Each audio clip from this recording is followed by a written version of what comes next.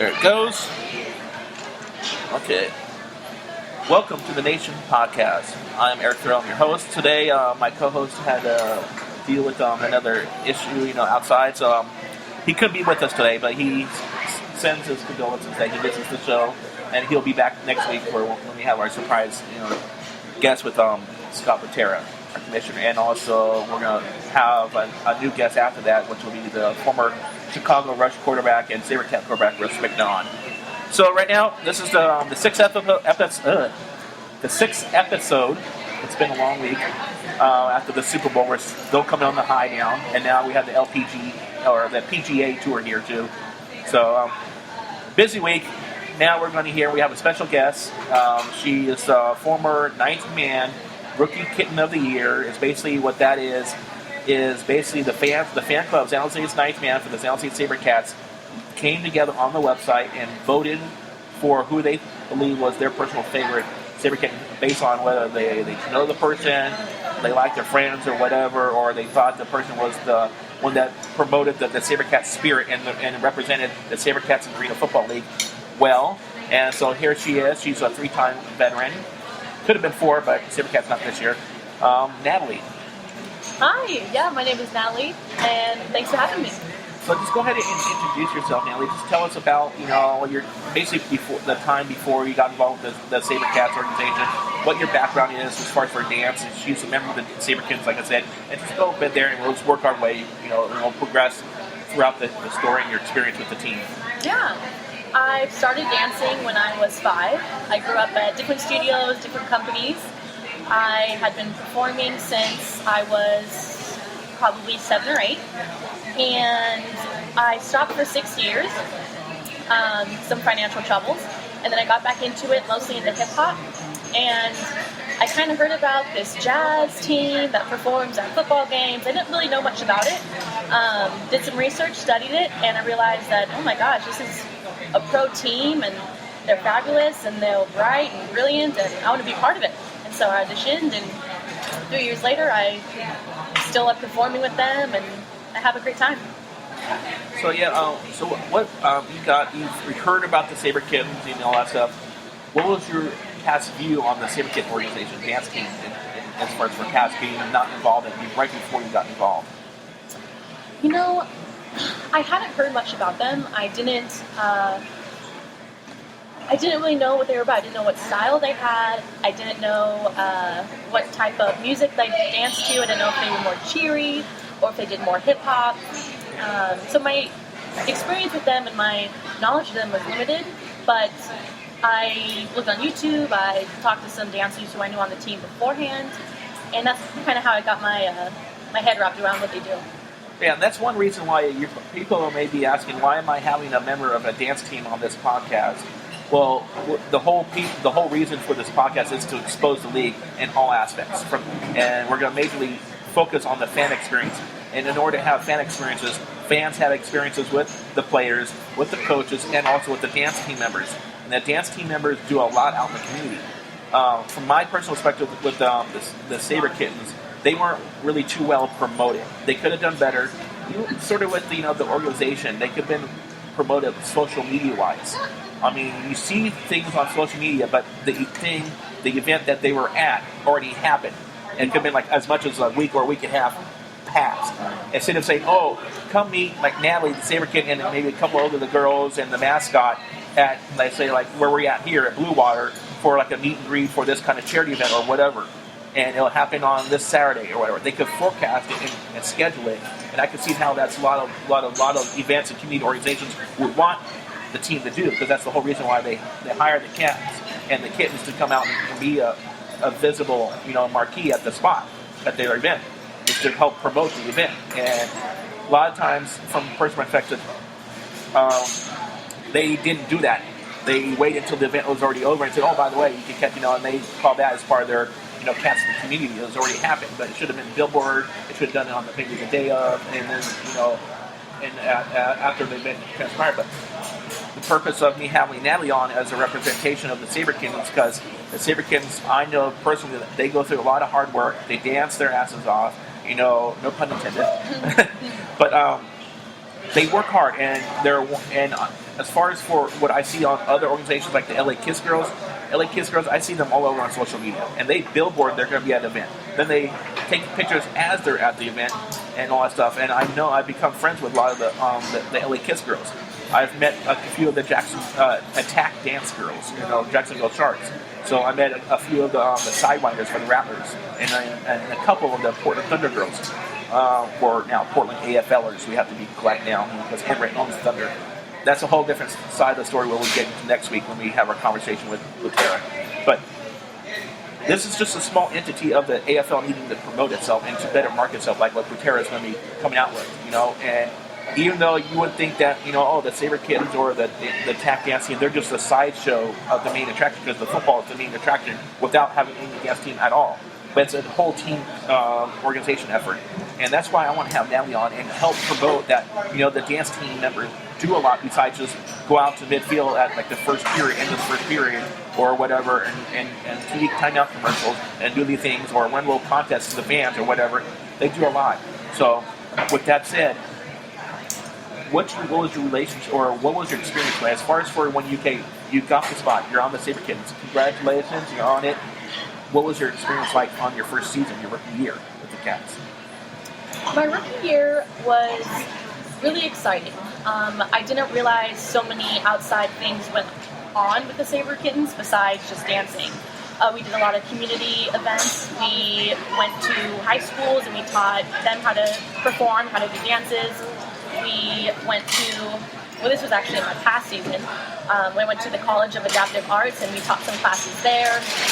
We've done restaurant visits, we've done elementary school interactions, different types of community outreach, I guess you could say.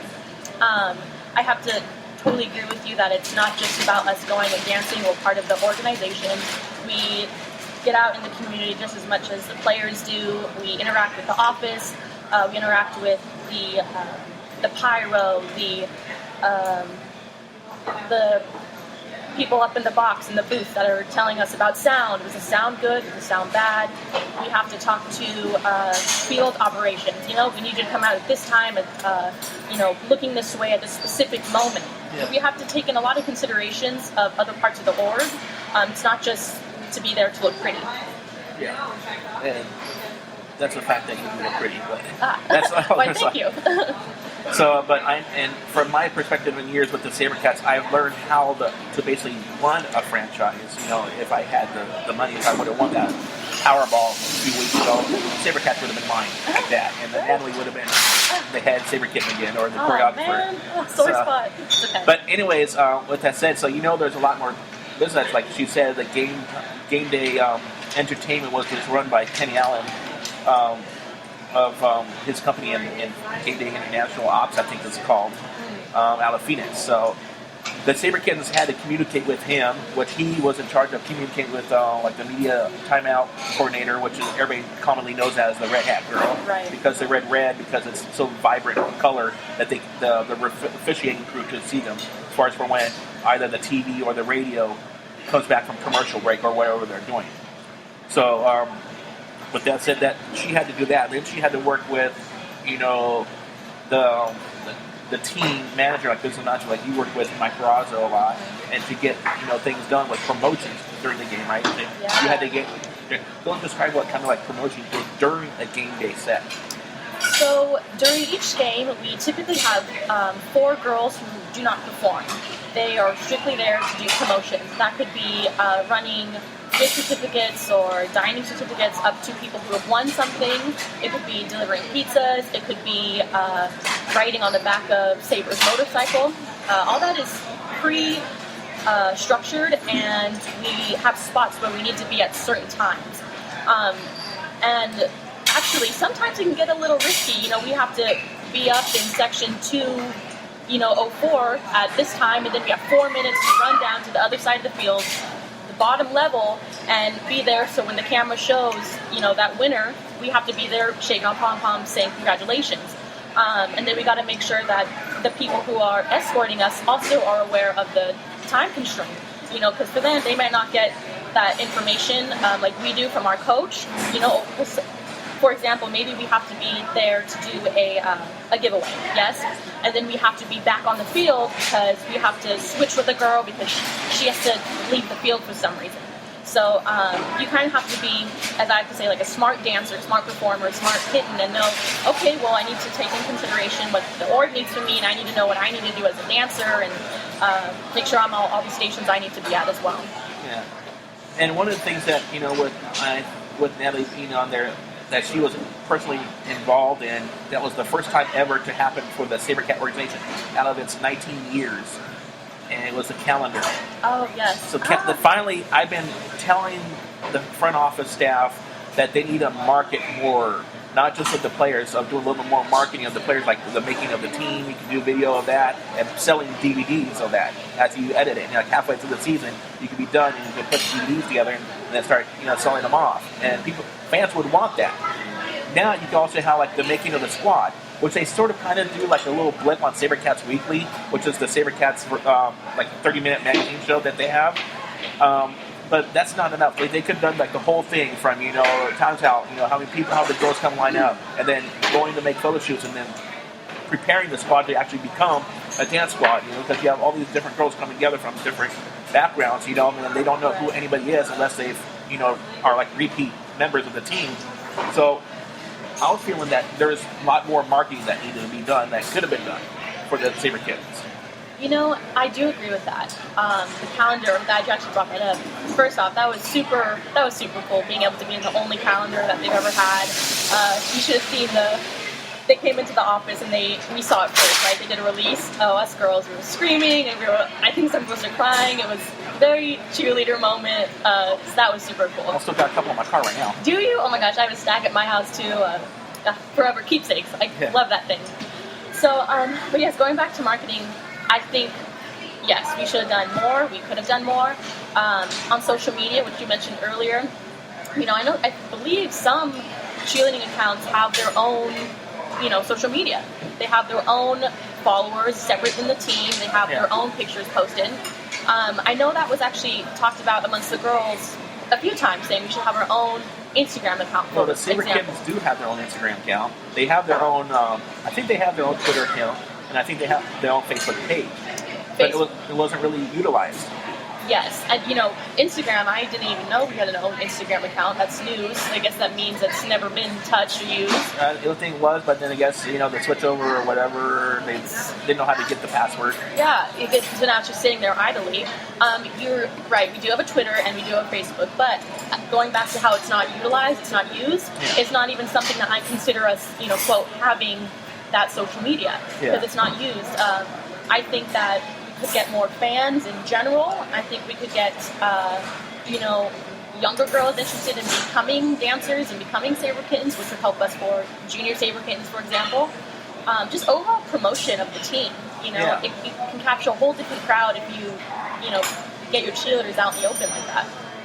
Yeah, because one of the main attractions, a lot of people come to see the SaberKittens, for obvious reasons. Because of like the starlets of of the Arena Football League, or if or if it's the Sidewinder girls, or if it's the the TAC team, for whatever the team, their dance team that they have. A lot of people come out and see them, and that's the main reason. And then because they want to see the beautiful women perform, and then on top of that, there's a football game. They had to wait, to a certain point in the game. Say, there's a football game here, and I'm actually finding this compelling. I'm finding this exciting. I might come in slowly. I'll come again to check out the the dance team members, but then I'll also come and then sort of sways to where they're coming for more for football, and the dance team becomes, which is the main attraction is the football, and that's what pays the bills for everybody, because that's where it's the Arena Football League, not the Arena Dance Team League, But they could have their own dance team league, but anyway, that's another thing, the battle of the dance teams. Yeah. They should have had that, that could have been a fun little conversation they could have had. You know what? The battle of the dance teams. Like one of all these dance shows that you see out there. How about battle of the AFL dancers, You know what? I would be Scott, down to do that. Yeah, if you're out there, listen, that's a good idea. Let's bring back the SaberCats just for one more year, just for this. And prove that SaberKittens are top ranked. That we can battle them. Yeah. We'll battle the other teams. So now moving on after your first season, now you're coming back, you're auditioning because like what it is with every team, whether it be in the AFL, the NBA, the MLB or whatever, NFL, each member has to try out again. You can't just be automatically, okay, I made the first team, so I'm automatically on. If you say that, then why even bother having tryouts? Because then all the members are going to be on again. Right. So each person has to try out again. So now going on to your second year, how was that transition process after learning from what you had on your first year? The first year was all about the new and exciting. I had no idea what to expect. Every day that I had the SaberKittens and the SaberCats was a new experience. My second year, I knew what I was getting into. I knew the procedures. I knew the audition process. I would definitely say that when you audition the second time, you are more confident because you know what they're looking for. But you still have to take it just as serious. You have to make sure that you're in shape. You have to make sure that you're taking care of your body. You have to make sure that your hair and makeup are up to par. Because now, also the coaches and the judges, they see you and they know what you can do. But there's no guarantee that they need that for the next year, for example, or that there won't be someone that's coming through those doors that can do that better. Maybe there's another girl that has curly hair who's a better dancer than me. So you have to make sure that you keep your training up, you get your abs going, you look good, and you can still have that SaberKit image for the second season. Yeah. So with that said, that's obvious now that Natalie sort of gave her a picture of herself. She has curly hair. It's brown, curly hair, about shoulder length, floating a little bit above her shoulders. But that's how you'll see some pictures of her on Instagram. We'll get a couple of shots up on Instagram on Ninth Man Nation. So basically, now that we've sort of gone through the transition, of course, she made it for the squad for 3 years. It could have been for, who knows, we'll never know, for any of the girls the fourth year. How was it now going on to basically just the last concluding part? How was the postseason and the Arena Bowl? It was not in the SAP Center because of the damn circus. Yeah. How was it going? It was in Stockton, and it was in front of Darren Arbett's hometown where he was born, just a couple blocks away from that arena. The playoff games in the Arena Bowl was a tremendous experience. It was different because we weren't in the SAP Center, so it was we had to get bussed in. Our times to get to the arena were changed. We weren't allowed to have as many things. Our suitcase had to be packed smaller. It was just different, but because it was different, it was also, I want to say, more memorable. Those games stood out specifically. They weren't blended into the regular season, and it was a different experience, but it made it that much more special. It was cool. We're going into playoffs, and not only is it a playoff game, it's a different town, and we feel more unity and more camaraderie in the dressing room because it's new and exciting for all of us. I didn't mind being in the Stockton area. I thought it was an okay crowd. Actually, it was a great crowd because it was all our SaberCat fans. From my end, the arena was fine. We had a dressing room. It was spacious. The bus rides up and back were fun, full of music and girls gaggling and laughing. So I thought it was cool being elsewhere. Yeah, going to I sat front row, of course, at the 15-yard line. So I was right there. I took the pictures. I even met some of the guys from the crew that came and sang their SaberCat country song, and we shook hands and he took a selfie, but I don't know what he did with it. He took his phone out right in the middle of the song and he took a selfie of me and Tom because we're right there at the 15-yard line and wearing our AFL hats, because that we had specially made. Reppin'. Yeah. So that's cool. And then after the game, there's this is talking about the Arena Bowl now, being the Jacksonville Sharks, who are a great team, and they're gonna do their thing this year with the team, but the competition's going to be with LA Kiss in Jacksonville definitely this year. I see that the girls were able to finally let their hair down after the game. I saw them, they got done, they cleaned up after the game, after all the confetti was out of their hair, which probably took around, half an hour. Right. But that was a lot of confetti. Yeah, that was. That was a lot of confetti. And basically they had to go and get changed. They got dressed in their so-called street clothes, and we had the third level called the Record Club because it's named after the Record newspaper up there in Stockton. Oh. So the Record Club was there, and that's where we had a DJ and then a lot of stuff. Everything's cool. We had basically an open bar, drink responsibly. Hush, hush, yeah. Open bar, drink responsibly. Mm-hmm. I kept to my sponsor because I'm a social ambassador for Maker's Mark. But, okay. But and I kept to that. I had a few. Your poison. Picked your poison. I had a few. I still had to drive home later that night, right. So I couldn't. 10 was cut off. basically, I saw the girls there. They're just free dancing. I'd see videos of the girls, through, some of the players, Facebook. They're putting it on Facebook. Everybody's just having a good time, celebrating the Arena Bowl, the 4th Arena Bowl. Should have been the 5th, but that's past, things with the Philadelphia so blind. But anyways, I was glad to see that. Yeah. So, what did you do after the Arena Bowl? So the party settled down, and we had the surprise fireworks show that Fry put out there. Yeah, I don't know if you saw that. I totally did. I saw that. That was just the cherry on top of winning the Arena Bowl. We're dancing, there's a DJ, exactly what you said. Everyone's enjoying themselves. Yeah. Fans, players, the kittens, our coaches were having a good time, and then the fireworks just right in front of us, right through those doors. Yeah, right by the stadium. They had to wait for the baseball game to get done, and the lights were turned out. It was kind of surreal. Like, wow, this moment is a beautiful moment. I almost fell out of my seat. Really? I was right there, right next to the window where the thing was shooting right up. I was just like there, drinking, conversating with the media guy, Dave Lewis, that did our radio broadcast, because we were reflecting on an old radio station that we both had affiliation with, Hot 97.7 here in San Jose. Oh, okay. So he was an on-air personality then, Dr. Dave Lewis, So, and we're talking, and then suddenly out of nowhere, boom, boom, boom, boom, and then we see Reggie Gray taking out his phone, taking pictures, or taking a video, which I saw on his Facebook profile, and I was like, I just almost jumped down those plastic chairs that we had. Right, it was totally unexpected. Unexpected, it was great, this was overwhelming. But the bad thing about this, and having the game up its season for like this particular reason, all the fans who got bussed up there couldn't stay to celebrate. Some people even got, lost the bus, so they had to somehow find extra buses or whatever. I don't know how they handled it, but some of the fans had to cut loose and they couldn't stay and celebrate because the buses were only limited for whatever reason to leave a certain amount out the game. So it's kind of a bad thing. Myself, after the party was over for myself, because I drove my personal car up there by myself, I was in the parking garage that's adjacent to the arena, like on the 2nd or 3rd level, and I was, in Stoneye, Mark, with the Mohawk. Yeah, oh yeah. Me and him were talking for a little bit, and then found out that we were locked into the parking garage because the parking garage was closed. Oh no! Because they closed after a certain hour. It's like, well, you have the special event that goes past. Yeah, and we're celebrating the Arena Bowl, and it was like, so lucky within like 5 or 10 minutes, they opened up, and then me and Mark just took off and went right to the freeway to head back to San Jose. Because that party's over. That party was over. Mark and I had initially had plans to go to another restaurant in San Jose or down in Campbell. We won't mention the name here, but I just sort of did. But but unfortunately, it didn't make because we just got tired, and he went down there, and I sort of vegged off and went to my house, and I just I'm wasted. I got work to do tomorrow with other things. So what was your experience as far as for leaving? How you girls left? Because I knew you were a bus up there, so did you catch your bus and everything worked out with you? Yes, yeah, we were all accounted for, thank goodness.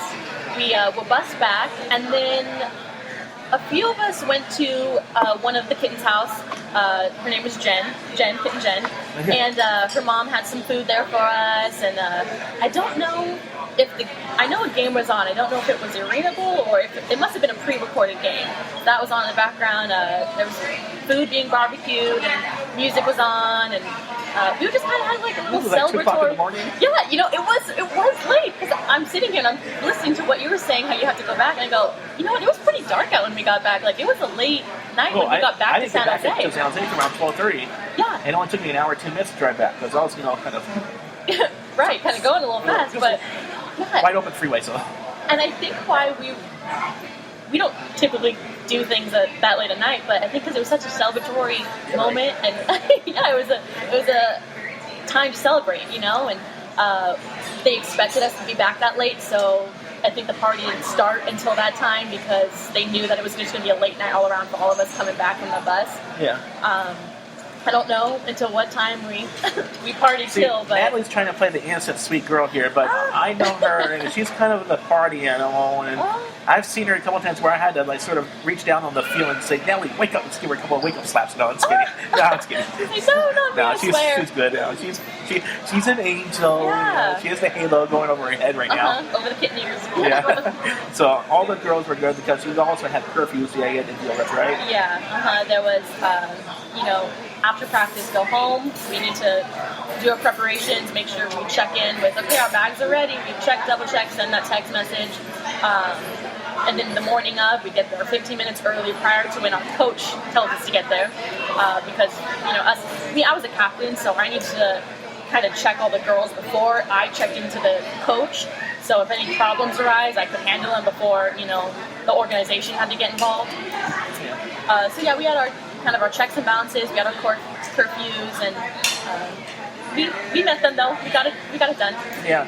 Okay, so now we basically just did like a summary quickly of Natalie's experiences as a teen. Now I sort of want to more break it down to what someone could expect being part from like a daily thing.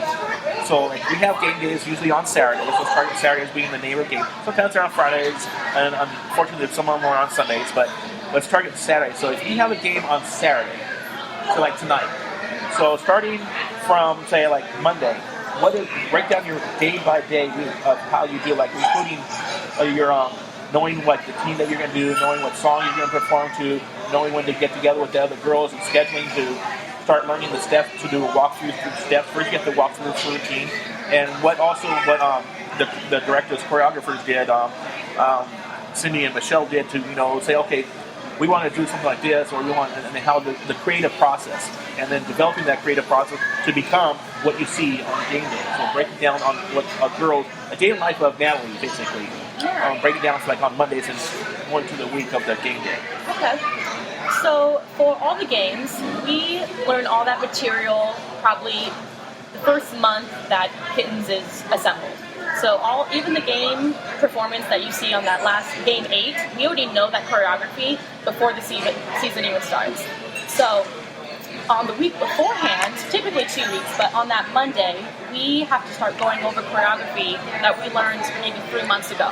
Usually that means a handful of girls get together separately than our scheduled practices and hit the studio, go over the counts, the formations, everything that we need to know pre that first rehearsal. So then we have scheduled practice on Tuesday. There we run through the routines that we're going to do, our big quarter break, and then our 2 timeouts. And then we go over some fillers, which are the little sideline dances we do while music plays throughout the game. Then our next practice will be on Friday. That is the day that we kind of finalize everything that we've done. We for sure know our formations. We know exactly where to go throughout the game. And also on Fridays when we figure out if anything special is happening. Perhaps, the field operator needs us to, take an extra 30-second timeout. Okay, well, at this timeout, we're going to have to do YMCA because for some reason the commercial break is going to be longer. So any kind of game-specific details that will go down on that Saturday game, we know about on Friday. Also, throughout this week, us as individuals, we're making sure that we're eating right, getting our sleep, because game day is pretty intensive on the body. So now let's fast forward to that Saturday. We have to get at the stadium, I want to say 5.5 or 5 hours before kickoff. That's usually around 2 o'clock. And we go down to the locker rooms, we check in, we have a few minutes of stretching, and then we go to the field. At this point, no one else is in the arena, it's just us on the field and our coaches. So we get to do our formations full out, we get to take it slow, we get to go through our fillers, our timeouts, every aspect of the game that we're involved in, we get to go through. After we have our field time, we go back to our locker room, start to get ready a little bit, and then they bring us in food, where we get to eat dinner. Usually it was like chicken and vegetables. Once in a while, if we're lucky, we get a cookie or so. And then the makeup artist would show, and the hairdressers would show, and we have about 2 hours or so to finalize our look. We'd have to warm up probably within 20 minutes before exiting for pregame, and then we arrive at the game, and we're backstage ready to go. Yeah, so it's basically like a show rehearsal kind of thing on how like actors and in the theater work. They go through their blocking and all that stuff. That's the terminology that the show. I know from personally being involved with theater and all that stuff back in the high school days. Even though I was never on the stage, I was more the tech and audio guy. And, I'm a tech guy, so that's my tech stuff here. I got some Apple Watch and all that stuff. Yeah. So you did that. Now, what is we talked about stretching and making your diet right. What is a diet program, and then from the diet program switching over to what your exercise? What did you do as far as for exercise? Any working in gym or anything? Well, for this past season, luckily we had a hot Pilates sponsor. So all the girls got free Pilates gym memberships, and we would have to go at least once a week. Typically, I would go on Monday, get it out of the way. Sometimes girls would be in there 4 days a week. It kind of works with your schedule, but it was at least once a week we had to use it. In the beginning of this season, we had a dietitian come into the dance studio and explain what we should be eating, how often we should be eating, what kinds of foods, what has the most nutrients, and what's going to keep us going through the practices and the game days. Break it down, eating good carbs compared to bad carbs.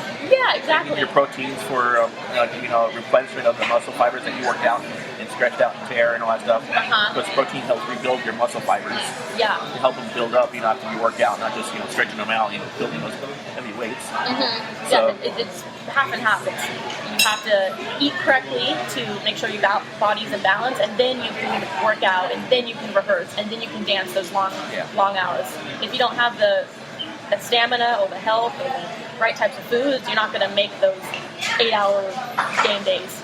Yeah, and a lot of the working out, I know it's from watching not only the SaberKittens, but also some of the other dance teams that doesn't consist of you doing heavy weights. You're not trying to gain weight as far as working out that way, or trying to lose weight. You're trying to keep endurance, strength, and conditioning your muscles so that you can have the longevity of what it takes to be a dancer, and then also doing flexibility and cardio as far as your resistance. Because you can do weight training with resistance, and having weights at light weights, high reps to help build your endurance, like cardiovascular. And because dancing takes a lot out of you, I'm sure. Yeah. Because I know at the end of the day, I'm sure you girls like to say you're sparkling.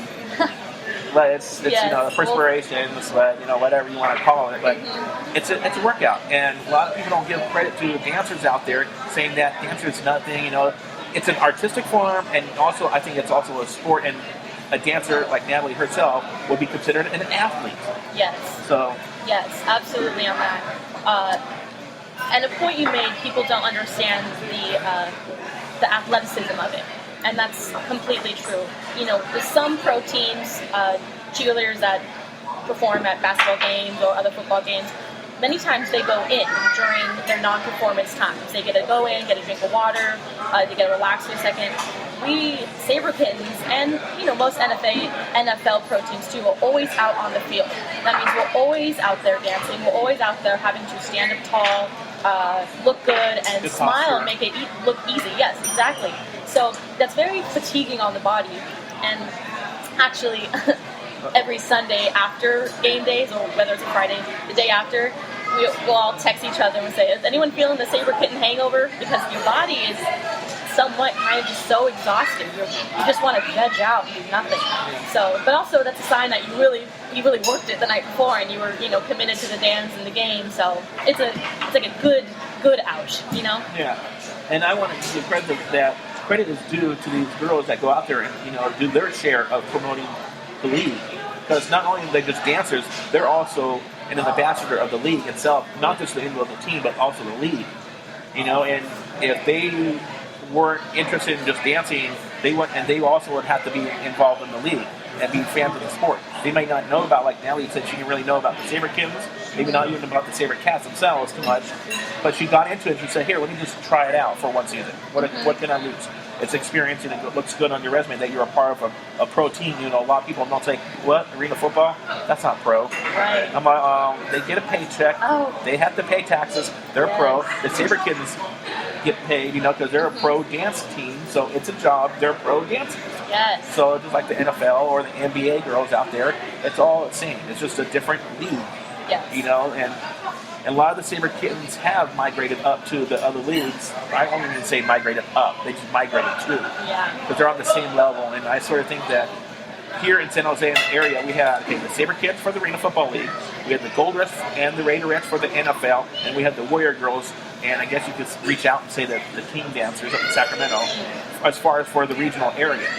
I don't know. Sharks have some girls that are promotional, but I don't know what they do. They do mostly scraping. And yeah, they do. So they're not really dance team members because you can't really do much on the ice. Yeah. So basically, and then you got the A's have a couple of girls that do something, but I think they do promo stuff. They're not doing dance routines on top of the dugouts or anything like that. Right. Because the players are like, what the heck's that? And they're lifting up and hear the thumping. A little distracting. Yeah. So basically, with that said, the girls are all equal opinion. And from my personal perspective, and not showing favor just because now he's here and I don't want get her mad at me for saying this, but it's actually going to make her happy that I think the SaberKittens, from the time that the Arena Football League came back, and sort of when Cindy and Michelle took over the dance team as directors, I think the SaberKittens were the best dance team in the region, Northern California. Period, hands down. Good. And you could say Southern California too, because LA Kids didn't show up until a couple of years ago, but they have the Hollywood dance team people. Yeah, they're very LA. They're so style. LA. No offense to some of the friends that I know are down there. Down there. Yeah. They're good ambassadors on their own right, and I have, just to let everybody know, a programming note, that I do have intentions on getting them on the podcast. Tom and I will be going down to the home opener. LA Kids hosting the Jacksonville Shark on April 2nd. We're there. I already got my airfare booked. Round trip. Locked and loaded. Yeah, it only cost me $11. But that's the whole different thing. I use my points on Southwest. So we're going there, and we're just waiting for the individual tickets to go right. Or I'm hearing back from the media guy from the LA Kids to see if we can get our media credentials. Because we're going to interview Omar Smith. People want to hear how his transition is going down there, and how he's coaching the LA Kids Southern SaberCat team. SaberCats in Southern California, almost. The Southern SaberCats. Yeah, and then and also I want to interview probably Joe Wyndham down there. I've already met him last year, and he knows that I'm slowly starting to launch this ninth man. So we'll get him on, and I'm sure he'll be on, and then maybe I could get Gene Simmons on. So we'll try to work it out and just try to get where Paul Stanley's more of the vocal owner of the Kiss, and Gene Simmons is a little more reserved. But as you can see in some of the interviews out there. But the LA Kiss girls, they're good. I'm friends with them, so nothing put down. They work hard. They work their asses off too, and whatever their individual routine, and what Lindsay Rodolico does for her squad. She came from the Philadelphia Soul. She was a soulmate. Oh, was she? Yeah. Okay, yeah, I know. I know her through association, and I didn't realize she came from the Soul. Yeah, so I followed her and became friends with her on the social media and all that stuff. And so everybody, it's all good. It's all promoted. So that's what basically you have with the SaberKittens, and you have from the different squads out there. Now the question is, if the SaberCats were to come back like next year, I'm not going to say anything, but are you thinking about putting up your dancer shoes, or do you think you might come back? I could definitely come back. I could. Any kind of performance, and especially now with a team like the SaberCats, which I feel a personal connection to. I mean, if they come back, there's no reason why I wouldn't. I don't if it's under different ownership from Fry's? Even if it's under different ownership, as long as I feel that I'm going to have a positive experience with it, and I get to dance, I get to perform, and I get to have a good time, and that my friends are doing it, make sure it's a good squad, then I don't see any reason not to re-audition. Yeah. And you're treated right, like the Fry family definitely treated girls right. Yes, exactly. And gave you the best, support of what you needed. So, like, if you needed something, they would look at it and say, okay. And then, of course, it's a league thing, and we're a single entity. So, first of all, they had to look at the budget and see what's with it. But they tried doing the best they could to supply you with the right tools and gym equipment or whatever you needed, music, production, editing equipment, or whatever, to get you your job done right, and to get you girls out in the public scenery, doing all these community outreach, dates that you had. Exactly. So basically, that also has to get the train of thought. But another thing is now we talked about basically the business side of things from the SaberKit and from your experiences on and your daily routine and working out. And from my perspective of watching my history of in the industry, entertainment industry, I know that you girls show really good emotion on it. It's not just about dancing and just like you make sure you got the routine right, and you're kicking the legs, you're bending over, or whatever, and you're on rhythm to the song that's playing, which can be hard in an arena speaker setting because you get a lot of reverberation. San Jose Arena, I'm going to call it that, I'm not going to call it corporate name because SAP doesn't sponsor this show. San Jose Arena, the Cats Layer, their acoustics wasn't the best until recently when they did like a $300 million upgrade and all that stuff. When they did the acoustics there for concerts, and they did the score fascia with animation. Now the SaberKittens finally have their own little graphic. Before they never did. Yeah. They never had any graphics in anywhere. the pink and all that stuff, the Yeah, sparkly. with our names. Oh, I And love then that. they eventually do it to put individual cut-off heads, like they cut your neck off crooked, you know. Yeah. I was like, ooh, Natalie, Yeah. what? Yeah, half face. That's okay. Yeah, so with this all said, how was your ultimate, fan experience from your first season to your third season, your relationship with fans and how you met fans? Like, we met each other through that, and we became fans or friends, friends. I'm still a fan of yours. I'll always be a fan of yours. Thank you. And basically, how was your overall experience from meeting fans now?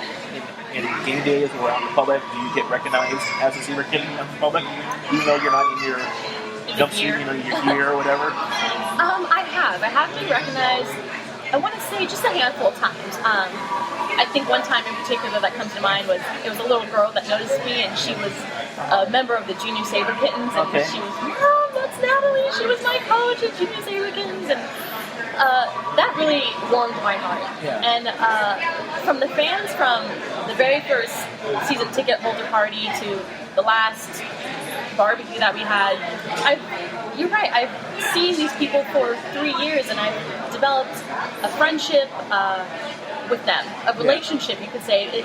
Natalie, how are you doing? I saw the routine, you got ladies always looking good. Cool, yeah, tell me about yourself too. And now I can ask them next time I see them, how is your daughter doing, or how is your job going? Yeah. Or I remember seeing you at that game, you had the little girl with the face paint covered. How was that? So yeah, the fans have become part of the experience, and now it's not just about me and the SaberCats, it's me, the squad, and the team, and the fans. It's all one giant kind of community, and I have to note out that, as far as I know, the AFL and the Arena League, the fans are very connected with the org. Yeah. I feel like everyone's very approachable, and everyone is, friends, and we can talk to one another. Family. Fans, yeah, it's like the SaberCat family, and I really truly believe that. Even my family now has become friends with some of the fans, and they talk. I'm friends with your mom. Yeah, exactly. And I met your dad once, so My I haven't got to know him too well. Nothing on that, just how timing worked. Yeah. I met him at the, I think this past season, 2015 season ticket holder pickup party. Okay. Or not pickup party, ticket party, whatever. Yeah, one of the beginning of the we got end. our gear for the ticket spots. I met your dad finally. I was like, oh, you finally came out of the woodwork. Okay, Where have you been hiding? He's out of the games, but I didn't. Are you sure? No. He didn't as far as I know. He didn't send a representative saying, "Oh, Nellie's doing this today." Right, I know. She gave the report back. But actually, too, my grandma, she has been season ticket holder for 3 years, and there's some fans that now know. I call her Nani. Now they know Nani, and they call her Nani, and it's just a big family. That's a perfect word that really describes how I feel with the fans and the office and just the whole org, the whole experience. We're just one giant SaberCat clan, one family. Yeah, and now just from you can only speak this from your personal family with your mom and dad. Let's just talk to your mom and dad for now. Are they fans not just of you? Of course, that's the number one reason why they went to the games, but because they went to the games through your channel, because you were there represented, did they become fans of the team? Now it's separate. Like, if you were to be gone, would they still be fans of the game? Yes. Okay. Especially my mom.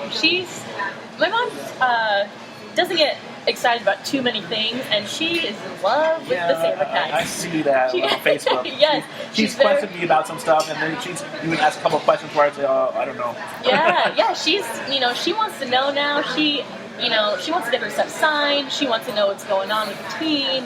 She's definitely, I think, a lifelong fan of AFL and probably more specifically the SaberCats. Of course, yeah, because it's our local team. Yeah. We've had.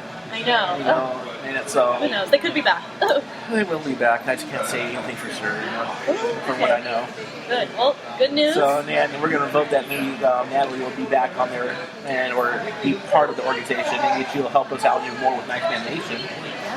We could talk about that. I could definitely use some assistance, because right now this is a youthful fan organization that we're doing. We're trying to reach out to all the fans in the nation course, I'm using my local accessibility here for who I know, and that's the easy part to get launched. And we can talk it from this perspective. Then eventually, I'll, like I said, I'll reach out to the LA crew. I'm going to the Rattler game on May 21st, so I'll be reaching out there. I'm actually going to be meeting out Steve Watson out there. I might also meet with some other Andre Thurman. And also some other people out there in Arizona, So we have a former SaberKitten that lives out there, Natalie Wilson. Now Natalie Van Tassel, she was married after her boyfriend now turned into her husband, of course. That's how it works with relationships. Boyfriend, the fiance, husband. You're in the fiance stage, you're like still calling them boyfriend. You're like, wait a second, there's something on your finger that says that I'm no longer a boyfriend. It's official. It's official. So she was great. She was also one of the members of the Ninth Man Hall of Fame kittens, because I sort of did the back day and have fans vote. She made Kitten of the Year 1 year too, and she was like one of the best dancers there, representing the old school kittens. Oh, okay. Yeah, you can say old school because we took those 2 years off. So Yeah, that's a fresh, old school, new school. New style, old style. Right. Which one's better? That's up to you. I'm not going to say anything. To the voters. I almost got Natalie there by such a, am I supposed to say something? Yeah, I was like, wait. I plead the fifth. Yeah, she didn't know the organization too well back then, like she said at the beginning of this podcast here. So we've been chatting for 45 minutes here. Oh, wow. So, which is a good thing. So, with that said, so maybe we'll be hearing more from Natalie, or maybe seeing more from Natalie. With the launch of Nation TV, and she'll be on the Nation TV side of things, because she has a beautiful face to look at, and she knows how to present herself well from this podcast, and she speaks well. I don't, as you can sure. No, thank you. That's very kind. I swear we're both sober. I swear. And we're here at Blue Water Seafood Crab, our sponsors, friends of ours. That's why you can sort of hear a lot of background noise. The majority of the noise has recently left, so thank God for that. We also have some background shots that are going to be shared by our friend Franco. He was also, you can barely hear him in the background. He's been taking some behind-the-scenes photographs. I'm going to go through that with him, and eventually, and we'll share some on the Nightman Nation Instagram, a couple here and there. He does great photography. Just with a cell phone, and for what a cell phone can put out, because it's cell phone quality. It looks good on a computer screen because it's JPEG, and that's what the screens can look out and make it look good. But for print, that's a whole different situation. So we'll see. But he does great photography. He does his promotion. He does imaging, which help get the team. He was him along with myself and a couple other people were really there promoting the SaberKittens. We really have faith. Yeah, we know the players here, but the dancing, it's all a camaraderie, and each, almost like you say, it's departmentalized. You got player department, you got dance department, and then you got other departments, the office, and all of that. So you can say the players, we have our relationship. We've become friends. I've become really good friends with a lot of players. I have, like I said, I have their cell numbers. I've been to their houses, or they've been to my house for barbecues. Sorry, Arbet, that one time that you came to my house on July 4th, I didn't know you were on a seafood diet, and I had only tried it. Oh, no. And he bought me a nice bottle of wine, him and his fiance, Stephanie, now they're married, So, but that's an inside little joke that we have, and he looks at me and says, he gives me a hard time. Bread and water is all I can have. What do you think I'm in jail? So, it's that's what the Ring Football League. It's good for relationships. Now they're saying that now me and Natalie are friends. We'll communicate in her time. I'll text her, she'll text me, whatever, and we'll share things. And maybe I could get her more involved. She already has her busy schedule. She has first of all her job, which helps pay the bills, because San Jose, expensive place to live. Yes. She needs to get that money coming in. And maybe let's bring her part of this crew. Maybe when we grow up and she develops with the Ninth Man Nation, and hopefully maybe we'll develop into a more profitable, and some of the profit sharing will definitely go towards Natalie's way. Yeah, that's something we can work on. We all win. Yeah, and she could be on my other venture, Capital, my adventure show, Simply Made Cocktails, and she could be on there. It's all in the works. Right, it's all. So unofficially, the show is sponsored by Simply Made Cocktails, which is part of my Thurow Media umbrella. So, and San Jose's Ninth Man and Epic Happy Hour Network. Okay. So it's all part of family, and we all want to promote the Arena Football League, and we want to see this league succeed. As far as what Tara's doing, that's the whole thing that we're going to have discussions for next week. Like I said, he's going to be on our show next week. I'm going to be Skyping him.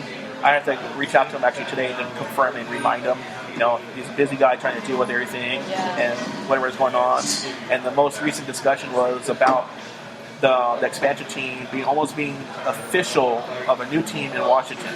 I heard about that recently, just the other day. Monumental Sports and Entertainment, like we said earlier, I think like in 3 podcasts ago, we already had the exclusive on this. Monumental Sports and Entertainment, but things have cleared up about where the AFL team's going to be playing now. They're building a brand new arena outside of Chinatown, where the Verizon Center, where the Capitals, Mystic, and Wizards play, where the basketball. That's the main arena, like according to the San Jose arena. Yeah. That's the same equivalent arena. They're building a brand new arena that's only seat 5,000 for basketball. So if it's like in a hockey configuration, it'll probably fit less, if it's even going to do that. But now, from what I'm hearing, the owner there, Ted, or the majority owner of Monumental, is saying the AFL team will play at the Verizon Center. So you're thinking that with 3 tenants already, and then whatever else you rent out the arena to for, like, figure skating shows or concerts or whatever have you that the city of Washington, D.C. puts there, you think it's overoccupied. Well, the Washington Mystics, the WNBA team, is moving out of that arena permanently. Oh. They're going to be put in the St. Elizabeth's district of Washington, D.C., in that brand new arena. And that's going to be their home arena, and it's going to sit 5,000 people for that. But WNBA doesn't draw as much as NBA for obvious reasons. It's not a big market, unfortunately, for women's basketball. But it does draw. And if it grows, that's probably a smart thing to do. You don't want to waste a whole 17 to 20,000 seat arena just for 5,000 people. You're not making your money back. You're losing money on that venue, because the arena costs anywhere between $35,000 to $50,000 an event to rent out. The San Jose Arena is around $50,000. San Jose Arena is one of the most busiest arenas in the world. I'm not surprised. There's always, I feel like on the daily, there's something going through there's something happening there every other day on average. And with the Barracuda coming in, they're basically like the same situation as the WNBA. I feel it was a Sharks' mistake to bring that team from Worcester. Good luck on Worcester being their new EHL team now, because they filled up their synagogue for 10,000 strong. Now the Barracuda come down here, San Jose, they barely get 2,000. So, it's an issue that we're doing. But going back to Washington, D.C. and Monumental, so they're building that brand new arena. Not sure when it's going to be officially built. I'm thinking about probably 2017. And the Mystic will move into that building. Then all you have left is the basketball team, which is the Wizards, and then the hockey team, the Capitals.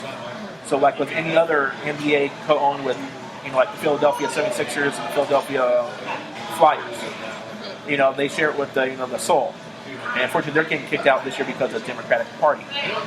So we've got to make it to where, it doesn't need to be to where a team needs to be owned by the primary tenant, because that's going to be stretching thin from the primary tenant. Because once they start suffering financially, the first thing they're going to drop is the AFL team. Why? Because it's not the way it's been and the way the reputation has been.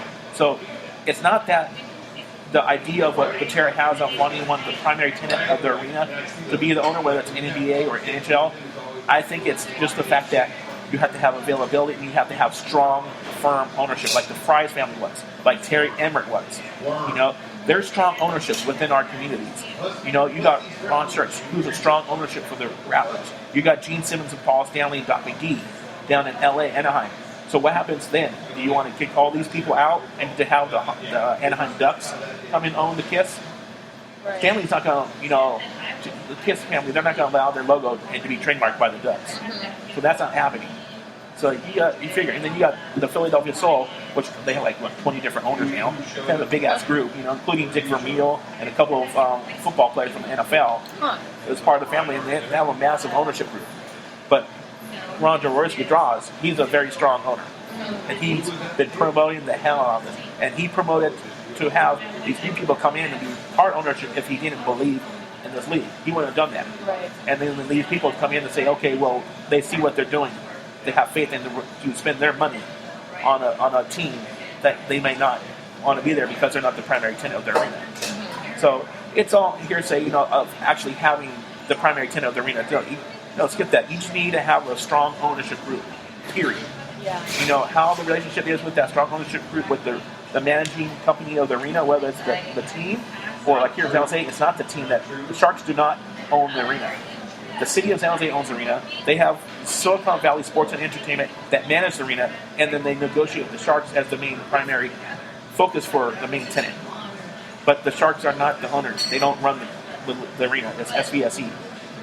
It's that since they're the primary draw and they've been consistent getting 17,000, they focus towards the Sharks first. Right. Priority. SaberCats, if they get back to the ways they were before the split, drawing 13 to 14,000 a game, if that's how it was, whether it's Fry's ownership coming back for whatever reason, if they decide, okay, let's come back for whatever reason, they've talked things out with Butera and the ownership of the other league, fine, they come back. Or if it's somebody different, completely different, maybe it's Larry Ellison who finally gets into the arena ball or whatever, because he wanted something in the NBA in San Jose.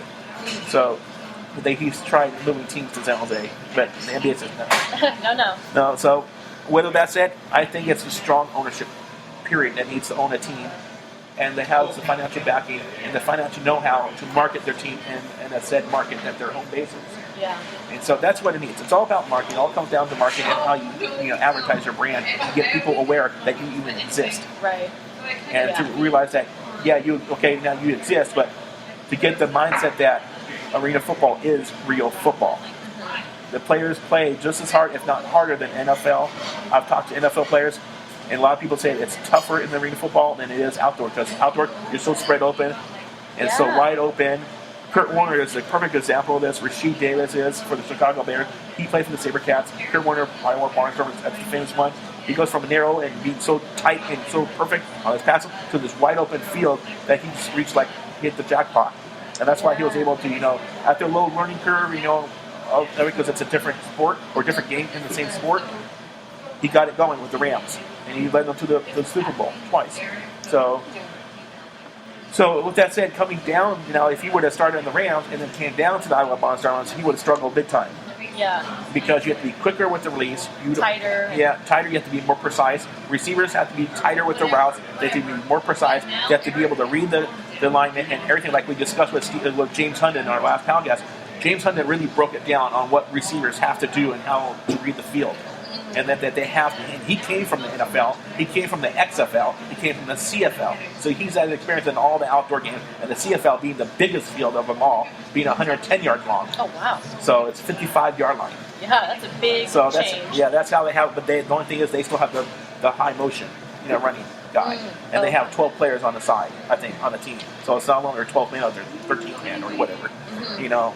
But anyways, with that said, that's what we have to look for, and we'll find out a lot about the marketing aspects of what Butera has next week, and hopefully we'll get him next week. I got to reach out to him and confirm his presence on a Skype call out to him, and we'll record it and we'll put it on right before we have Russ Migden on.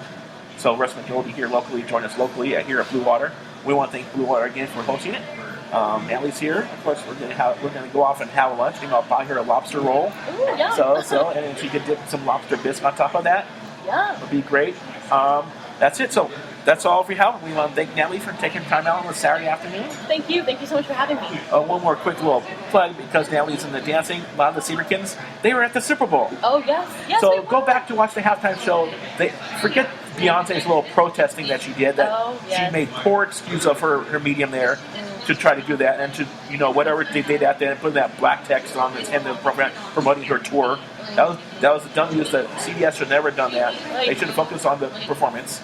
I think the show before that, in Super Bowl 49 in Glendale, was better with Katy Perry, Lenny Kravitz, and Missy Elliott. Yeah. I think that was a better one. I just went back and saw that on YouTube, because I love that one. Especially I miss Missy Elliott's songs. I don't hear them all the time. I know. I'm glad she came back for that one. She was a force to be reckoned with. Yeah, so even with the long hair, they sort of didn't look too good. But anyway. Right. She still had the voice, though. Yeah, she's still good. She could handle it, you know. So Natalie was on the side. She was one of the colorful girls, I'm sure we'll get some snaps of her and in their outfit that she wore. She was one of the volunteers that did the halftime show for Pepsi. Yeah. So it was a lot of the SaberKittens there. Yeah, actually all of us except two. All of us except two could perform. Two. Not that Natalie's don't drop names now. And I'm sure there were some Gold Rush girls out there. I'm sure there were some Raiderettes and all that. So everybody had their little participation. Yeah, super community drawn from. Yeah. The only bad thing I can see about the NFL, that the fan experience was up in San Francisco at the Moscone Center, and the Super Bowl City was up on the Embarcadero near the port of San Francisco. Yeah. Bad locations, period. I heard that from multiple people. It should have been down here in San Jose. It's too spread out. Mm-hmm. People don't realize how big San Jose is compared to San Francisco. Yeah. And that's a misconception about this market here. Mm-hmm. They go for San Francisco because they think it's touristy and it's got their history. Things are going to change for San Jose, and we're going to go back to the way it was back in the late 90s, where San Jose had the most clubs in the country and had the best club life in the country. Yes. So looking forward to that. Club Life. Oh, wait, is that Tiesto's? I don't know. We'll see him at EDM Ultra Music, in March, So, but basically, with that said, so that's where we're going. Cool. We're at 1 hour, which is basically our show limit, and now we're trying to do 1 hour shows. Thank Natalie for coming out. We're going to go off and enjoy our food. Until next time, we're going to have Vatera next week, and also Russ McNutt, quarterback of the Chicago Rush and San Jose SaberCats. It's going to be a great conversation, and we're looking to expand outside to the different arenas. So we'll talk to you later. Bye-bye.